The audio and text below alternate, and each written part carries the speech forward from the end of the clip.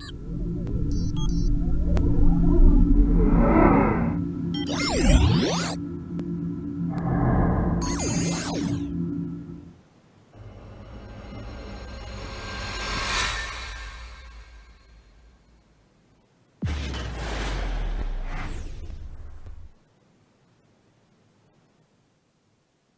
following content is not intended as a substitute for professional medical advice, diagnosis, or treatment. Always seek the advice of your physician or other qualified health provider with any questions you may have regarding a medical condition.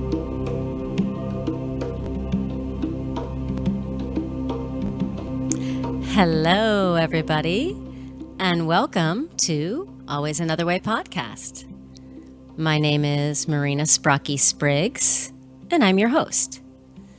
I am the IPPY Award-winning author of Stop Looking for a Husband, Find the Love of Your Life, and Nasty Divorce, A Kid's Eye View. I write positive divorce advice for the HuffPost. I have an MA in professional counseling, and I'm trained in clinical hypnosis. And this podcast speaks to out-of-the-box thinkers, and it's for those who hear the call of hope in always another way. And if you're very rigid and set in your beliefs, this is probably not your cup of tea. However, you should note, taste can, and do change. And I am really excited to bring on our guest today. I was at a conference in June, the Los Angeles Psychedelic Science Symposium. Very interesting. Dr. Gabor Mate was the keynote at the beginning. It was a combination of medical research and other people's experiences on entheogens. And I met Dr. Tafur there, and he gave me a copy of his book, The Fellowship of the River, which is absolutely amazing. And we're going to talk about it. So I want to introduce you to him. Dr. Tafur has been an integrative medicine activist throughout his medical career. And while in medical school at the University of California, San Diego School of Medicine, and during his Family Medicine Residency at the University of California at Los Angeles. He has collaborated on research projects with the UCLA Center for East-West Medicine and the Scripps Center for Integrative Medicine. After residency, Dr. Tafur subsequently completed a 2-year postdoctoral research fellowship at the UCSD Department of Psychiatry under psychoneuroimmunology expert Dr. Paul Mills. And while in San Diego, he also served on the board for the Alternative Healing Network and on the steering committee for the UCSD Center for Integrative Medicine. Dr. Tafur is also dedicated to education at the, and I'm going to mispronounce, Centro Spiritual. Dr. Tafur supervised traditional education for allopathic medical students and for medical student groups from the Southwestern College of Naturopathic Medicine and Bastyr College of Naturopath Medicine. He's also worked as a professor for the Pacific College of Oriental Medicine's online doctoral program, and he's now developing new educational programs for Modern Spirit. Dr. Tafur currently works part-time as a family physician in the United States and continues as a medical consultant to the Centro Spiritual. And so welcome to the show, Dr. Tafur. Thank you. Thank you very much for having me on the show. Yes. And so, and this is because it's, out of the box, and maybe a lot of people haven't heard of ayahuasca, but we're going to start first because you're a medical doctor.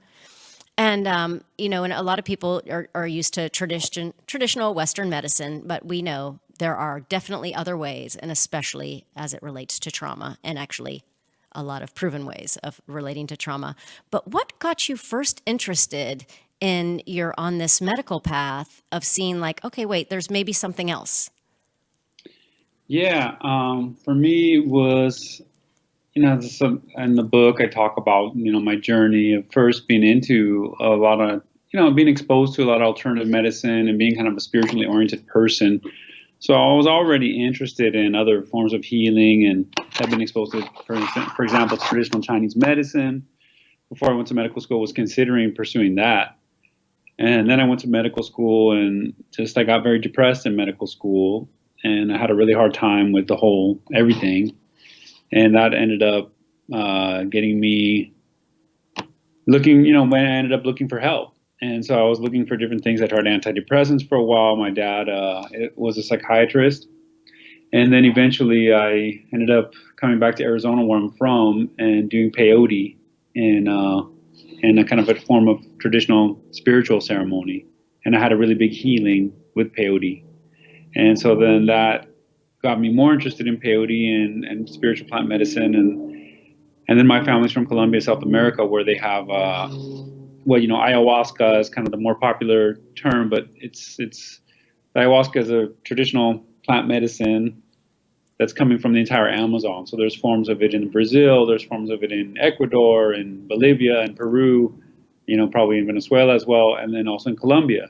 In Colombia, it's called yahe. So I knew about the ayahuasca, and I knew from my family there were some people who had explored plant medicine in Colombia, and so I became interested in that. And I went down to go try that because I had such a amazing response with the peyote, and I had a really powerful experience in my first visit, and I started going back. Awesome. And then eventually, I got more deeply involved. Yeah, so let's and we're just going to kind of like jump in to just to sort of let people know from the get-go what it can do. And you have a lot of just super very interesting case studies in the book that are just very interesting to read, with all their experiences. But can we maybe kind of talk about one and a little bit about how that actually works? So somebody comes in with something and just the process, and then maybe one of your stories. Sure. So eventually I got really involved. I ended up starting a healing center with Ricardo Maringo, who's a traditional indigenous healer, ayahuasca shaman, and Shipibo tribe of the Peruvian Upper Amazon, and Spita Mamich, who is a Canadian artist and healer. So we started a center. There's a lot of centers popping up in Peru and in Iquitos, Peru, outside, where people are going down, Westerners are going down to undergo healing within this system of medicine. So just like we were talking about traditional Chinese medicine, or you have Ayurveda, or Western allopathic medicine, and then there's or naturopathic medicine, for example, and then there's this traditional Amazonian plant medicine. And within traditional Amazonian plant medicine, there's also kind of a spiritual healing tradition. So the spiritual healers involved in that kind of subset of traditional Amazonian plant medicine, some of them work with ayahuasca and other master plants that are believed to be plants that can teach human beings. And so people come down and they go through a treatment, like a typical visit. There's groups, for example, you can stay as long as you want, really, but a good kind of starter experience for people is a 10-day experience where they come. They have to take a vomitive made out of a plant mix, a soup that makes you throw up to kind of open you and clear you and prepare you. And then you meet with the shaman or the healer and discuss, why you've come. And then Ricardo in this case, would prescribe, what kind of plant is going to be part of your process in addition to the ayahuasca. And then with these groups, then, you spend the night, and the next day you start in an ayahuasca ceremony. The ayahuasca is, as I mentioned, it's a traditional, spiritual medicine. It also has psychedelic properties, visionary properties. So people go through ceremony, and in that ceremony, they're going to receive healing song. And in the traditional belief and in the experience of the people who go down there, the songs, the Icaros, become very pivotal in their experience in the ceremony and pivotal in their healing process. So that happens Monday, Tuesday, then you have a night off and rest, and then Thursday, Friday. And you have conversations after every ceremony in the group, and you have the opportunity to speak one-on-one and to try to learn about what's happening with you and learn about how you might approach the next ceremony. And that goes on, and then you have the weekend off on Monday, Tuesday. You have ceremony again. Some people stay longer, 2 weeks, 3 weeks. Some people stay for a month, 2 months, 3 months, and even longer. And then there's the training that goes on there as well. So to talk about a case, for example, that got presented in the book, and it's relevant to some research that we're getting involved in right now, that last night we just had a little kind of community gathering here in Phoenix with some friends, and Russ was there, and he's a good family friend of mine, and he's one of the cases presented in the book. He's a Vietnam vet that was suffering with PTSD. So PTSD has been a big focus of psychedelic medicine right now. Mm-hmm. And when you talk about somebody like Russ with PTSD from Vietnam, well, I mean, that means he's been suffering with it for, 40 to 50 years. And he talks about going to group therapy and watching these young guys come from Iraq and from Afghanistan, sitting across from him, and them beginning to wonder, am I going to be coming to this group for the next 40 years? Right. This idea that kind of trauma, this kind of war trauma, this shell shock trauma, although some people, don't necessarily suffer from that, but a very large percentage do, or a very significant percentage. Yes. And that it's not going away, and Yeah. that the current treatment is not effective at what's being made available to them through the VA. And in some cases it is, these different forms of therapy and different medications, but then and there is that segment of the treatment resistant, PTSD of these guys. And so there's a really exciting movie I want to plug called From Shock to Awe. Okay, cool. That's now being released. They have a website from shocktoawe.com, which is showing like where it's being screened. It's being screened in these different theaters, which is screened in Phoenix, was screened in New York and Seattle. They're trying to get wider release, and people are really taking to it. From Shock to Awe is about these guys who are vets of Iraq and Afghanistan and multiple tours, very serious, heavy combat vets who've been involved in a lot of combat activity, including, killing a lot of people and defending, people that are being killed. And so a lot of intense violence and collateral damage and, children that are getting killed collaterally and all that kind of stuff. Right. On top of just the trauma of just the entire experience. So these guys describe what's going on with them at the VA, that they've been going for. And it's not against the VA, it's just like this is what's available, and we're just trying to find something that's more helpful to these guys. Of course. These guys are extremely frustrated. Yeah, and 22 a day are taking their lives, too. Exactly. Yeah. So this is like, a major issue. And these are the, so-called real Americans. Right. These are the guys that said, yeah, okay, what are we supposed to, what do we need to do? What do we need to do to, as they're being told, to protect freedom and protect their homeland and protect, their families. And then, going and, I guess all the different motivations that are actually behind some of those conflicts. And they're sacrificing themselves, and their friends are sacrificing themselves. And then they come back, and these guys describe in the movie, being placed on something like 80 prescriptions over a period of 4 years. Wow. And they show their medicine cabinets and talk about how it didn't help them at all. Mm-hmm. And made them feel worse, and they get very frustrated with the system, very frustrated with life in general. Right. And then they start smoking marijuana because it helps them, stabilizes them. They are able to come off all the other meds. And then they decide to, two of the guys go through Ayahuasca Healing at a church in Florida that's currently in a DEA process, Soul Quest, and they have this miraculous, healing process happens to them. And then one of the wives, goes to MDMA, assisted psychotherapy, and she has this incredible shift. So PTSD, is a big focus with the psychedelics, and along with things like addiction, anxiety, depression. In the book, I described the case with Russ. So Russ was there last night. He calls himself Chapter 8. He's like claim to fame. He's like, here I am, Chapter 8. And he, what he talked about last night as far as what he experienced down there. So he went through a process like what we just described with the vomitive and the ceremonies. And they're also on this restrictive diet, vegetalista diet. So the idea is to receive the plants in this particular tradition, Shipibo tradition. Not all the traditions practice this, but we do. And it's you go with no salt and no sugar and no red meat and no pork and no dairy and no oily foods, no spicy foods.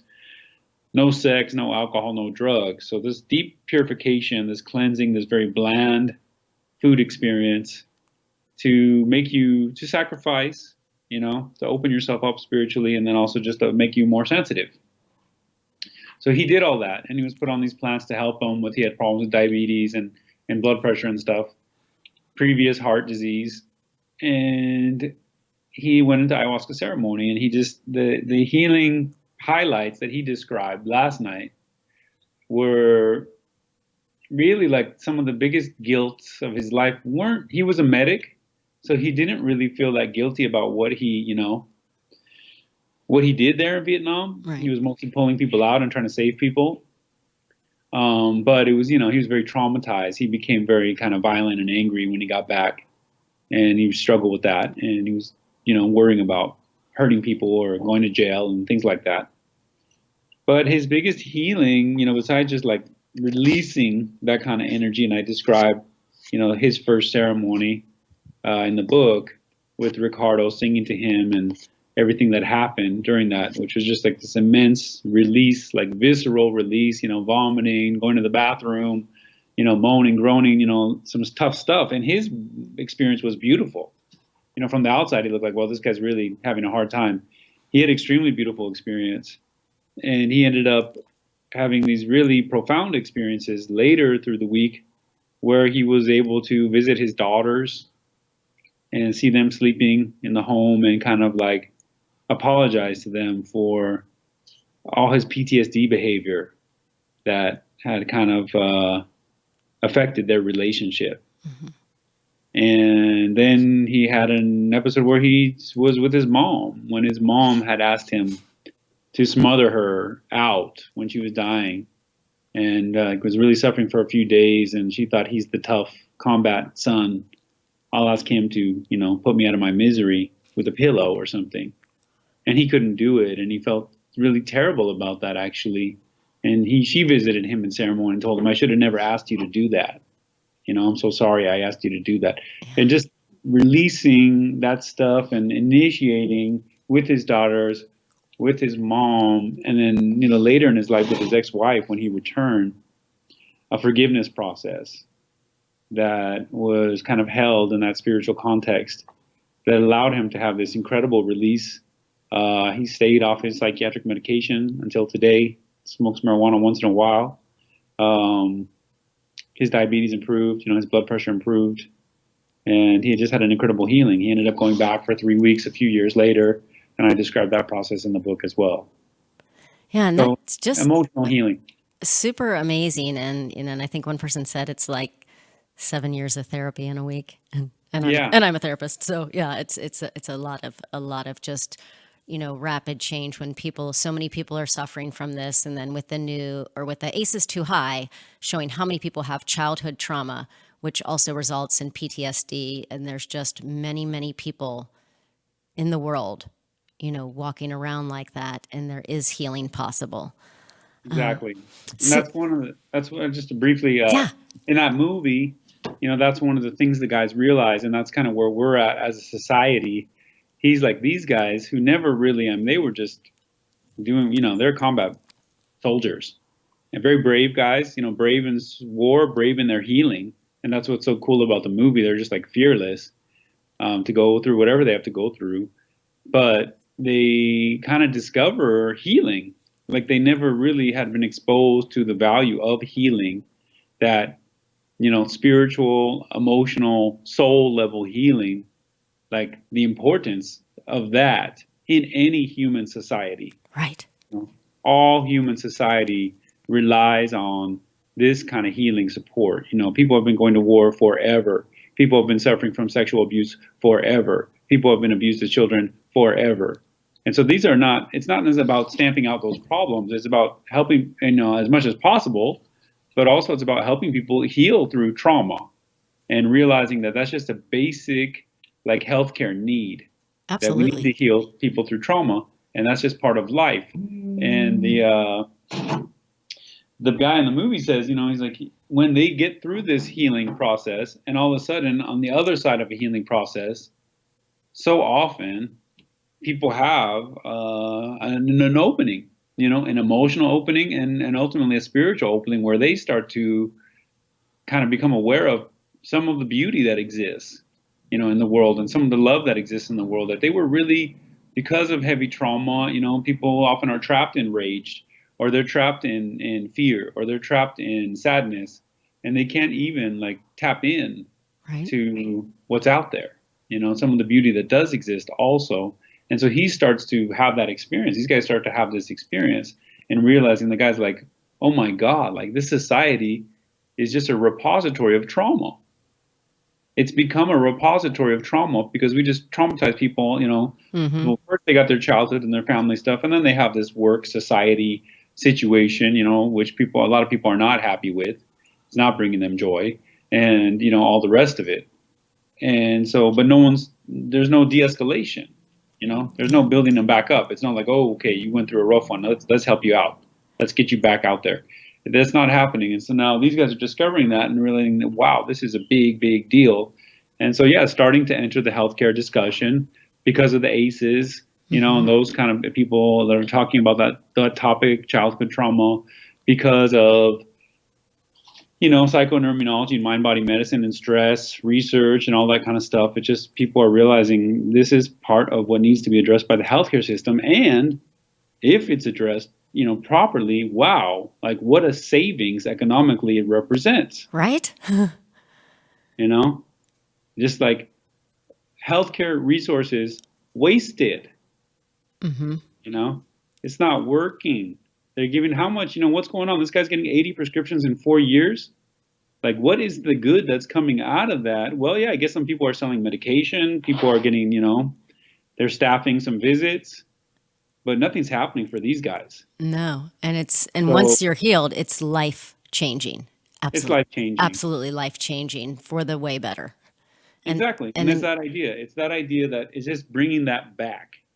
That some of this chronic disease and illness and our attitudes to a certain chronic disease and illness is, misplaced, because some of these things can be healed. Yeah. Permanently healed, or is healed to such a great degree that if it comes back around, well, then you heal again. Yeah. And, it extends into so many areas. And, just to touch on this briefly, as a doctor, my brother's father-in-law, he's 70 something, was just diagnosed with type 2 diabetes. And, there's just this nightmare of, oh no, and the pills, and this is the rest of my life. And really the doctors and the nurses and everybody, and I know from being in that environment, like a lot of times they're just frustrated with people who don't want to change or are unable to change. So they just give up on people. So they're not saying, they're just like, yeah, you're going to be on the pills for the rest of your life. That's what they tell him. He talks to me. I was like, oh, that's, you're barely diabetic. Like, he started intermittent fasting, explored that, lost 16 pounds. That was it. And now it's gone. It's all gone. See, and he's feeling better and he has more energy, and, there's just so many options. And that's like here, I was on a podcast here in Phoenix. Now I live in Phoenix, and it's not known for being like the most progressive place, but we have a Democratic senator now in Arizona, so that's a big deal. And I was on a podcast here with just some regular guys from Phoenix, and the guy was just like, hey man, we know something's wrong, we just don't know what to do, And that's why this kind of education and this information spreading that you're a part of is so important. And for me, it's about spreading, to let people know that emotional healing is possible. Emotional healing is real. Emotional healing has huge implications for your health and for the cost of your health. Right.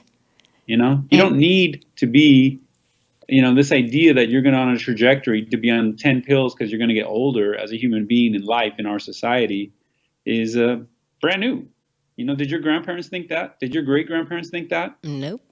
The shaman that I work with in Peru, who's 80 years old, who's never had surgery and never taken any medication in their life, are they worried about that?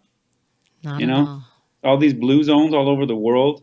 What do you find out? Like, well, a lot of them have not had a lot of medical care, and so it's just lifestyle and the importance of lifestyle. Now we're seeing what's underneath that is the traumatizing society that is what's behind a lot of addictive behavior, a lot of destructive behavior, a lot behind, out of control greed. Right.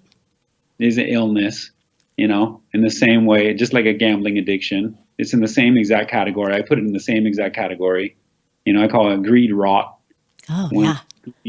I'm trying to popularize that. Greed rot is when your greed, becomes an illness. It starts interfering with your relationship with yourself, with your loved ones, with your community, with your society. When you start contaminating the water supply of where you live and where your children live, that's illness. For sure.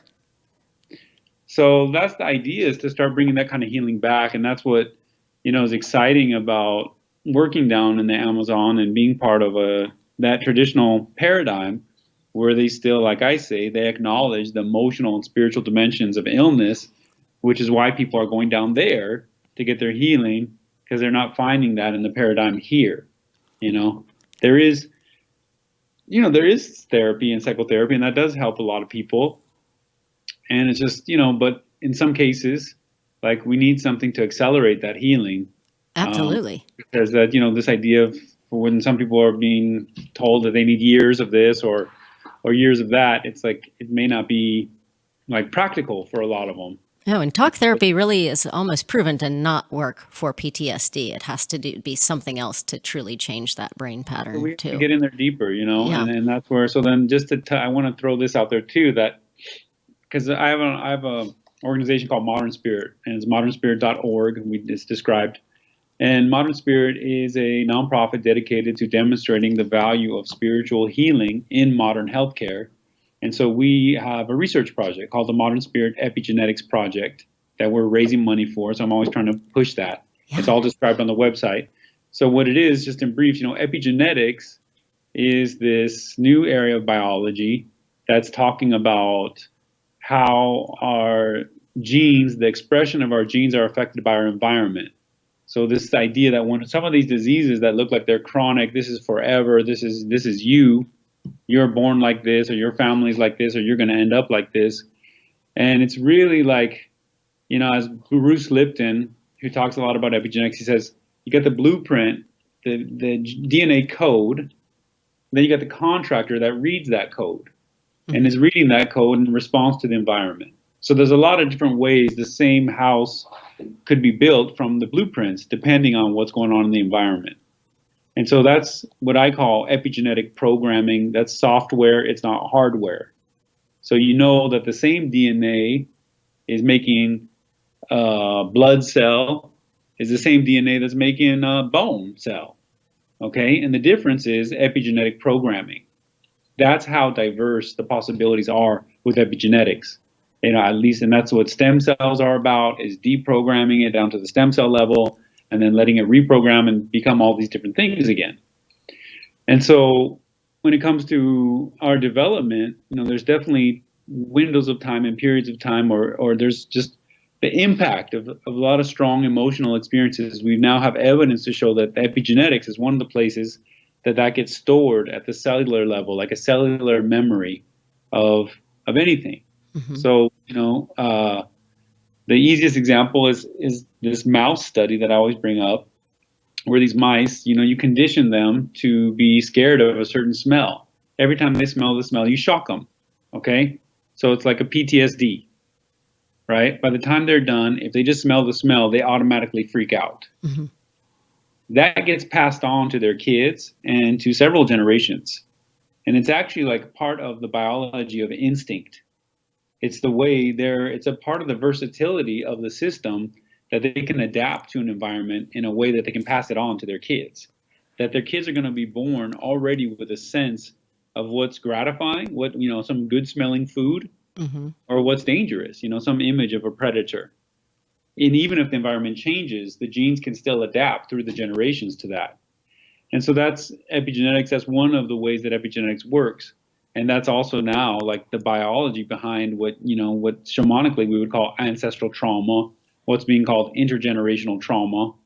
And so epigenetics is this really interesting thing. And now you can show how childhood maltreatment leads to epigenetic changes, how war trauma can lead to epigenetic changes. And now we've also shown how some of the healing that happens, including psychotherapy, including antidepressants, including meditation, can lead to shifts in epigenetics. And so the MAPS trial, so now talking about effective treatment for PTSD, the Multidisciplinary Association of Psychedelic Studies, MAPS, has their MDMA-assisted psychotherapy trial, which is showing this incredible effectiveness with treatment-resistant PTSD. So they have people do therapy, and then they have integrated into that therapy, and it's all built around the same kind of context. They do MDMA in a kind of a session that's being guided by experts mm-hmm. over 2 or 3 sessions, and then over a period of maybe I don't know if it's 8 to 12 weeks of therapy, and they're seeing response rates. Like first response rate in the pilot study was 83% in treatment resistant. Then now with a bigger, more expanded, I think they're in the 70s. Yeah. And then when they do the follow-up a year, 2 years later, they're 60-something%. That's huge. It's huge. It's the most effective treatment for PTSD Yeah. that we are aware of at the evidence-based level. Right. And so something major is happening to these people where nothing worked on them, and now all of a sudden they don't have PTSD anymore. And they were supposed to have it for the rest of their life. They were supposed to be just damaged goods that, what do? Throw some pills at them and send them to therapy for the rest of their life. And now all of a sudden their trauma is healing and they're getting open to this whole new set of possibilities. So with USC, Modern Spirit, and MAPS, we're teaming up. And so Dr. Rael Khan is heading up the Modern Spirit Epigenetics Project at USC, where we're collecting saliva samples on the people going through the MDMA-assisted psychotherapy trial to look for epigenetic changes, to look for Nice. physiologic changes that have happened as a result of, profound emotional healing in a setting that kind of opens people up to the possibility of spirituality and, where many people have experiences of universal love. So that's what we're working on, and we're raising money. We're raising $200,000 to do the lab work. The lab, why don't people do more epigenetics research? Well, it's expensive to do that kind of lab work. Maybe one day, like Ancestry.com, in the early days, the Human Genome Project was like supercomputers and all this stuff, and now you just spit into a cup and send $100, Yeah. and they can do some DNA analysis. So, we're at the early stages of that with epigenetics, but looking at at things like regions of the DNA where cortisol receptor, the cortisol receptor that is, basically responding to cortisol, the stress hormone, the way that gets influenced epigenetically and the changes that happen around that. That's been studied in a lot of trauma research. So now we're going to bring that information together and look at the way trauma healing through MDMA-assisted psychotherapy leads to biochemical change in the person, lasting change. Yeah, I love that. And then also, like, as you said before, like lasting change for them, but for their families and for communities around them when they heal, it's just helping everybody, the more people that do that. Yeah. And so let's talk about, so there are some things, when choosing, so someone's like, okay, this sounds great. I really want to try this. I'm sick of being stuck in the position I am. But what are some things maybe somebody should be aware of when they're trying to choose a place if they want to do some ayahuasca healing? What are things that people should look out for? Well, when we talk about ayahuasca, so we're talking about a, basically unregulated thing that is, in the case of Peru, is fully legal. And it's Peru, so it's not United States. And in Peru and most of the planet Earth, a lot more personal responsibility is put on the person. Mm-hmm. So when you come down there and, like they say, you went to a place where you don't speak the language, you don't know the culture, and you sat down with somebody you never met before and you drank this, mind-blowing liquid. It's like, for them, they're just totally shocked that somebody would do that without a lot of research. In other words, would you do that in your own country? Would you do that in your own society? So first thought is, it's not a rash decision. It's not a decision to rush to. It's an extremely major experience that you might have. And so you really want to be careful in the same way you would be careful about who do you go have surgery with. It's to that level of concern. So the responsibility that is going to be placed on you as a foreigner in Peru, they're expecting you to take this kind of like self-care, that you're going to actually be so concerned about yourself that you don't want to put yourself in danger. So what are some of the dangers down there? Well, you have this unregulated process. So if you're drinking with somebody you don't even know, you don't know what they're putting in the mix, you don't know what their intentions are. And there are a lot of people trying to make money off naive foreigners. And there is a lot of sexual abuse. There's a lot of guys taking advantage of, for example, women coming down. A lot of people come to try to address sexual abuse issues because it's been so helpful for so many individuals. And yet there's a lot of people who would take advantage of somebody who has blurred sexual boundaries and abuse them in those settings. So that's, that all that needs to be said. And then you have the actual like skill set and the proficiency of the healer. So like in any other field, there's people who have more established kind of reputation, proof of what they're doing through a community. The traditional healer is not necessarily legitimized by paperwork or by an institution, but by a community. Right. And so you need to have like a personal recommendation of somebody that you trust to realize, well, this is a good place. This is a place where they're going to take care of me. This is a place that's dedicated to keeping women safe. This is a place that's dedicated to, you know, some higher ethics. And that being said, then there's other concerns about dealing with things like ayahuasca and plant medicines is that, you know, because of the intensity of the experience for some people, you want to worry about any kind of heart risk that you might have, you know, risk of heart attack, risk of stroke. That's something to be, you know, it's not a soft experience per se. It can be done, you know, softly and more calmly, but it might sneak up on you and it might get very intense. So you want to worry about that, you know. And then there's mental health concerns.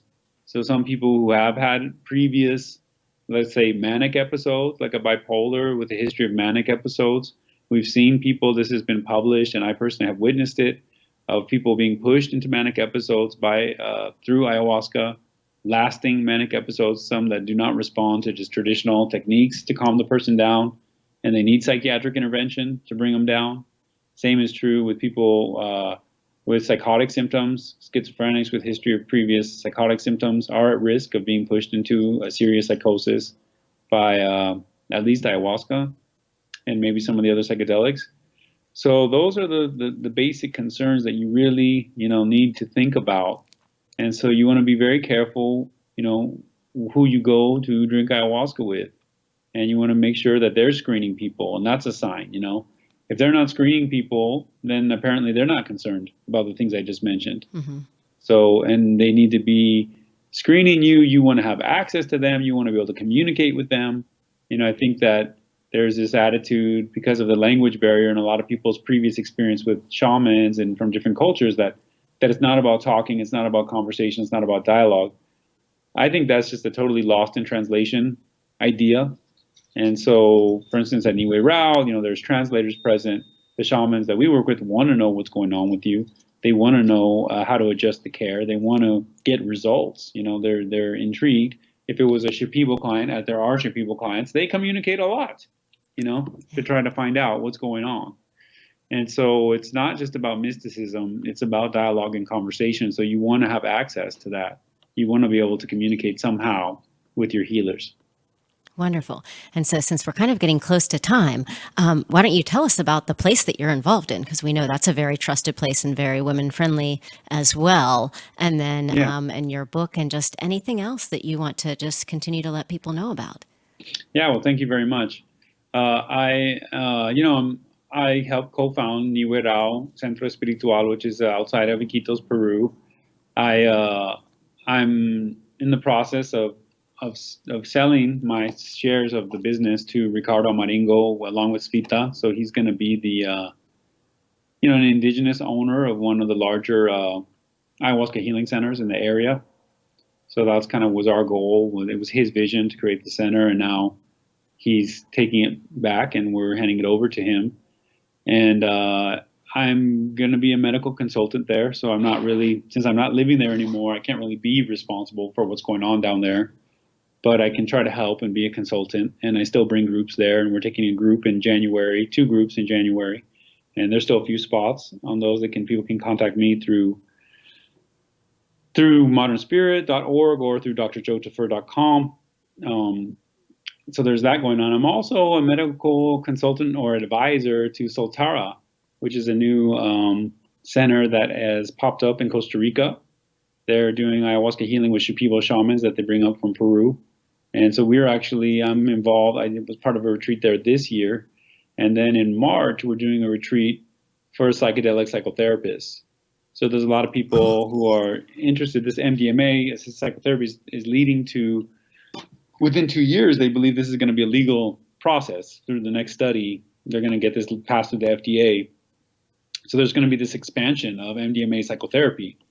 And so there's a lot of people trying to be trained in MDMA assisted psychotherapy to be ready for all the people that are going to want to do it, given the effectiveness of what at least what they've been able to do in the trial. And so our, position, and I find that many, many people are interested in this. And, one of the things in this whole story of psychedelic medicine is this idea that there are these traditions, these ancestral traditions for us to draw from and learn from. And we don't need to just completely reinvent the wheel and just forget, about, for example, the Mazatec shamans that taught Americans about psilocybin mushrooms, and the Bwiti healers in, Gabon and Africa who are teaching people about Iboga. That's leading to the Ibogaine. That's leading to like this, incredible way for people to come off of opiates. And in this case, ayahuasca, and all the Amazonian traditions that are teaching us about working with ayahuasca. And it's not just based on, 30 years or 40 years or 50 years or even longer. I guess the research with psychedelics in the United States started in the 40s or somewhere in that ballpark, 50s. But, multiple generations of knowledge and experience and wisdom around this stuff. And so I'm doing with Bia Labache, who's an anthropologist and kind of an expert in traditional shamanism and medicine.